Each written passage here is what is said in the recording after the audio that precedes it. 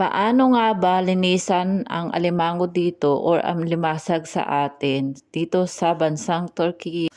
Noong unang paghugas ko, inabanlawan ko lang siya guys, tapos binabrush yung labas. Dito pala, binubuksan ang shell ng alimango, tapos inaalis yung hasang, mga kinain.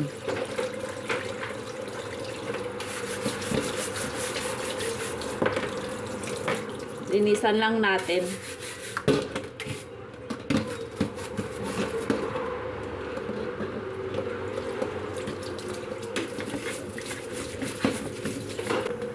Ano siya guys? Sobrang taba niya. Yan yung laman niya. Kaya ako yan, binuksan ko para malinisan ko yung loob niya kasi madumi yung loob niya din. Yan, alisin natin to. Oh. Yan, alisin natin para malinis siya. Diba sobrang taba niya, oh. Para malinis. Tapos brasin din natin. Brasin natin yung gilid.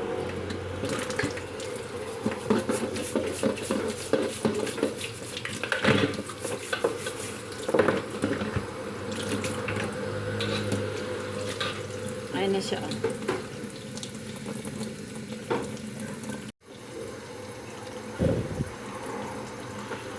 Tapos yung pinakang ano niya dito, yung pinakang lalamunan or hasang, alisin natin kasi ayan oh. Ayan yung mga kinain niya. Alisin din natin kasi madumi ito. Yan. Para malinis yung ating pagkain.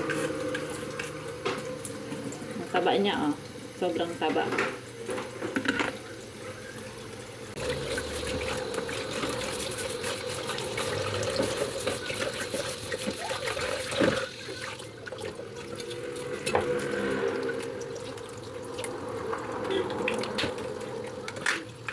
Taba niya. Kailangan kasi natin itong alisin kasi oh, sobrang dumi. Sobrang dumi niya.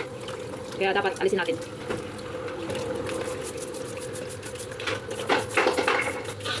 Ayan siya oh. Taba niya oh. Sobrang taba. Tapos ito, tanggalin natin yung pinakang hasang.